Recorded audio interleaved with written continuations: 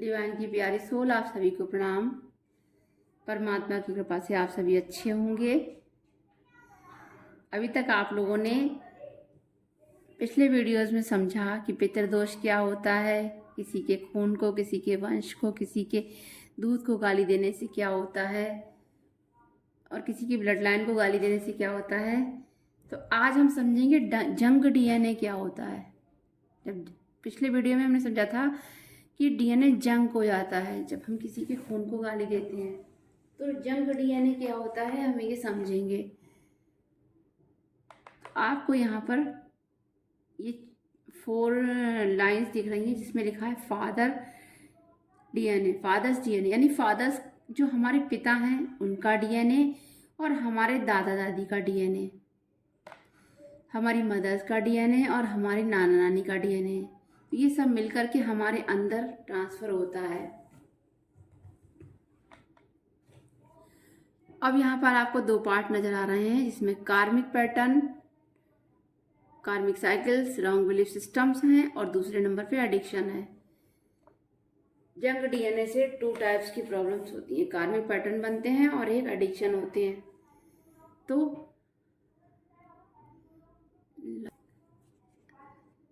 सबसे पहले कार्मिक पैटर्न को समझते हैं या कार्मिक साइकिल को समझते हैं। जंक डीएनए होता है तो कार्मिक साइकिल कैसे क्रिएट होती है। तो कार्मिक पैटर्न्स क्या होते हैं, मैंने पहले भी आपको बताया है कि जो एक लीने से शुरू होते हैं और लगातार चलते रहते हैं।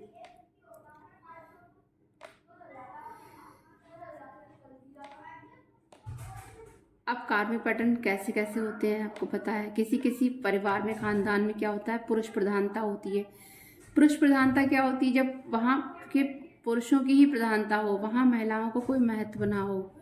और किसी किसी परिवार में महिलाओं की प्रधानता होती है, पुरुषों को कोई वैल्यू नहीं होती है। किसी किसी परिवार में ईविल आई, ब्लैक मैजिक कर्सेस होते हैं। ईविल आई, ब्लैक मैजिक कर्सेस कैसे होते हैं, एक जनरेशन ने कहीं ब्लैक मैजिक और ईविल आई का प्रयोग किया, उन्होंने अपने किसी कार्य को सिद्ध करने के लिए ब्लैक मैजिक का सहारा लिया, तो क्या होता है, ये अगले डीएनए के द्वारा अगली जनरेशन में ट्रांसफ़र होता है। क्योंकि काली शक्तियों का सहारा लेना आसान नहीं होता है, ये किसी का पीछा जल्दी नहीं छोड़ती हैं। और कुछ खानदान में ऐसे, कुछ वंश में ऐसा होता है कि अगर डीएनए करप्ट है या जंक है तो वहाँ के बच्चे रेपिस्ट, टेररिस्ट बनते हैं, स्मगलर बनते हैं, करप्टेड होते हैं और मैनिपुलेटर्स होते हैं, मर्डरर्स होते हैं, नार्सिसिस्टिक बिहेवियर होता है, नार्सिसिस्ट बन जाते हैं, मल्टीपल रिलेशनशिप में रहते हैं, कार्मिक मैरिज करते हैं, अबंडनमेंट इश्यूज होता है उन्हें, वो चाह कर भी कुछ नहीं कर सकते, चाहकर भी अपनी लाइफ को सक्सेसफुल नहीं कर सकते। डिसरिस्पेक्ट, फीमेल की डिसरिस्पेक्ट करते हैं किसी भी, और एक्स्ट्रा मैरिटल अफेयर्स होते हैं किसी किसी जगह पर, जो कि मैंने आपको ये सारे प्रॉब्लम सारे कार्मिक साइकिल पीछे बताए हुए हैं। और कहीं कहीं पर क्या होता है, जेंडर डिफरेंस होता है, मेल फीमेल डिफरेंस होता है। जेंडर डिफरेंस क्या होता है कि लड़के और लड़की में भेद किया जाता है, लड़के को अच्छा दिया जाएगा, लड़की को कम दिया जाएगा, उसे वंचित रखा जाएगा हर चीज़ से। और लोगों का डिफरेंट माइंडसेट होता है, हर चीज़ को लेकर के अलग विचारधारा, ये भी एक कार्मिक पैटर्न है। और अपने इमोशंस को सप्रेस करना किसी किसी घर में होता है कि वहाँ के पुरुष कभी रो नहीं सकते, अपनी फीलिंग्स को एक्सप्रेस नहीं कर सकते, और वहाँ की महिलाएं भी अपनी फीलिंग्स को कभी भी किसी से शेयर नहीं कर सकती। उन्हें कंट्रोल किया जाता है कि अपनी फीलिंग्स को दबा के रखना चाहिए। और कुछ लोग अपने बेटे बेटी पर कंट्रोल करते हैं, उनकी लाइफ की चाबी, उनके जीवन की चाबी अपने हाथ में रखते हैं, उनके जीवन के सारे फैसले वही लेते हैं कि अगर उनकी शादियां होंगी, उनका प्रोफेशन, सब कुछ वही चूज़ करते हैं। तो ये एक कार्मिक पैटर्न है।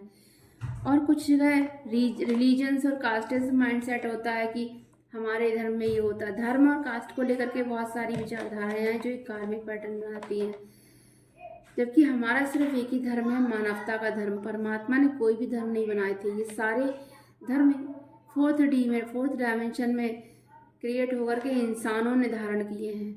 परमात्मा ने सिर्फ एक मानव धर्म बनाया था, इंसानों को जीवन जीने के लिए भेजा था, जीवन काटने के लिए नहीं। लेकिन यहाँ कार्मिक साइकिल क्रिएट हो गई और बहुत सारे कार्मिक पैटर्न जब क्रिएट हुए तो ये जंक डीएनए से हुए थे और एक जनरेशन से दूसरे जनरेशन में यह डीएनए ही ट्रांसफ़र होता है जो कि सारी साइकिल्स को पहुंचाता है, सारे कार्मिक पैटर्न्स को पहुंचाता है। अब हम दूसरी तरफ समझते हैं कि ये एडिक्शन क्या है। एडिक्शन जो है वो दो तरह का होता है, एक साइकोलॉजिकली एडिक्शन और एक स्पिरिचुअल एडिक्शन। साइकोलॉजिकल एडिक्शन कैसा होता है? ये मानसिक बीमारी की तरह होता है। एक मन में ऐसा एडिक्शन होता है जो लव सेक्सुअल एडिक्शन होता है। कोई मन में ही अपने बहुत सारे विचार बना लेता है जो कोई जीवित अवस्था में नहीं कर सकता, वो कल्पनाओं में कर लेता है। बहुत से ऐसे काम जो व्यक्ति प्रैक्टिकली नहीं कर सकता वो साइकोलॉजिकली मन में ही विचार बना कर उन्हें क्रिएट करता रहता है और उसी साइकिल में फंसा रहता है। बहुत सारे एडिक्शन हो जाते हैं उससे साइकोलॉजिकली। और कुछ ऐसे एडिक्शन होते हैं कि वो एक तरह से नार्सिसिस्टिक बिहेवियर भी करने लगता है। उसके मन में एक हॉररनेस हो जाती है, एक खालीपन हो जाता है, जिसके कारण वो उसको भरने के लिए बहुत सारे एडिक्शन अपनाता है जिनका कोई अंत नहीं है। और ऐसे एडिक्शन जो अगर एक बार लत लग गई तो वो कभी छूटती नहीं है। स्पिरिचुअल एडिक्शन क्या होते हैं? ये 80% जंक डीएनए हैं जो 7 बॉडीज़ में रहते हैं। 7 बॉडीज़ आपको मैं बता चुकी हूँ पहले जो वीडियो शेयर किए थे उनमें 7 बॉडीज़ 7 चक्रास के बारे में एक्सप्लेन किया था। तो 7 बॉडीज़ में ये 80% जंक डीएनए होता है। हमारा सिर्फ 20% डीएनए ही काम करता है, वो भी साइकोलॉजिकल एडिक्शन के कारण जंक हो जाता है। और इस एडिक्शन का रीज़न क्या है? सबसे पहला है नार्सिसिस्टिक पेरेंट्स। नार्सिसिस्टिक पेरेंट्स जो हैं वो कौन होते हैं? वो बुली करते हैं, अपने बच्चों को तंग करते हैं। इमोशनली हॉलोनेस होती है, ना तो खुद कभी अपने इमोशन एक्सप्रेस करेंगे, ना ही अपने बच्चों को कभी एक्सप्रेस करने देंगे। वो हमेशा कंट्रोल करेंगे, तेज क्यों बोलते हो, धीमा क्यों बोलते हो, ये क्यों करते हो, वो क्यों करते हो, या कोई भी इमोशन एक्सप्रेस नहीं करने देंगे। और क्या होता है? वर्बली सेक्सुअली अब्यूज़ करते हैं। उन्हें कभी भी उनका जीवन उनके तरीके से जीने नहीं देते हैं। इमोशनली ब्लैकमेल करते हैं, उनके जेंडर को लेकर कंफ्यूज रखते हैं, कंट्रोलिंग और अपने बच्चों पर कंट्रोल करते हैं। उनके जीवन का हर फैसला ये नार्सिसिस्टिक पेरेंट्स ही लेते हैं। और कुछ नार्सिसिस्टिक पेरेंट्स ऐसे होते हैं जो अपने बच्चों को कभी प्राइवेसी नहीं देते हैं। जिस कमरे में वो सोएंगे उसी कमरे में अपने बच्चों को भी सुलाएंगे। हर समय अपने बच्चों पर एक नज़र बना के रखते हैं और कभी भी अपने बच्चों को उनकी फीलिंग्स को एक्सप्रेस नहीं करने देते हैं कि उनके मन में क्या है या वो क्या इच्छा रखते हैं। तो इस तरीके के नार्सिसिस्टिक पेरेंट्स जीवन जीना दुर्भर कर देते हैं और अपने बच्चों के सामने ही गलत काम करते रहेंगे और उन्हें शर्म भी नहीं होती कि वो अपने बच्चों के सामने क्या कर रहे हैं। तो इस तरीके के पेरेंट्स जो होते हैं बच्चों को बहुत ज़्यादा हर्ट करते हैं, एक तरीके से वुंडेड करते हैं, उनकी इनर चाइल्ड वुंड हो जाती है और उनके बच्चों के जो इमोशंस होते हैं, उनकी फीलिंग्स होती हैं, उनको सप्रेस करते हैं, दबाते हैं और उन्हें हमेशा एक भय में रखते हैं। और भय में जब बच्चा होता है तो वो क्या करता है, जब वो बड़ा होता है और अपने इमोशंस को एक्सप्रेस नहीं कर पाता, कहीं किसी पर विश्वास नहीं कर पाता, खुद के ऊपर से विश्वास उसका ख़त्म हो जाता है, तो वो ये एडिक्शन अपनाता है। वो एडिक्शन कोई भी हो सकते हैं।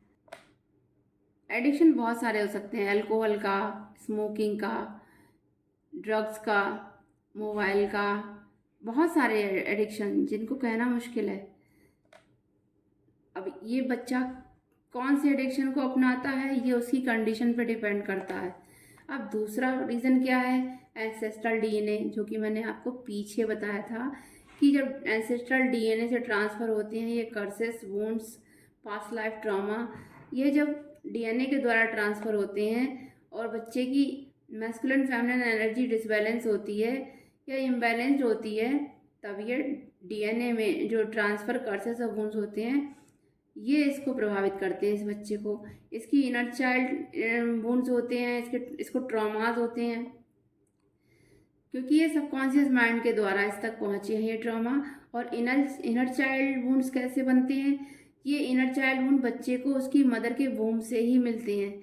जब बच्चे अपनी मदर के वूम में होते हैं, उनके गर्भ में होते हैं, और उस समय अगर इन्हें रिजेक्टेड फील कराया जाए इनके परिवार के द्वारा, इनकी मदर को कष्ट दिया जाए, तो वो मदर के द्वारा इन बच्चों के अंदर ट्रांसफ़र होते हैं। और जब बच्चा जन्म लेता है और थोड़ा बड़ा होता है तो वो अपनी मदर से हेट करता है। हो सकता है उसे ये फीलिंग आती हो कि मेरी मदर ने मेरी केयर नहीं की, और या फादर से हेट करने लगता है, तो वो किसी न किसी से वो फीलिंग्स, हेटफुल फीलिंग्स उसको आने लगती है, और ये इनर चाइल्ड वुंड क्रिएट करता है, जिसका हील होना बहुत ज़रूरी है। तो ये आज का टॉपिक था जंक डीएनए। अब आगे हम आने वाले वीडियो में हम सभी के सॉल्यूशंस के बारे में बात करेंगे। तो के लिए इतना ही। Thank you. God bless you.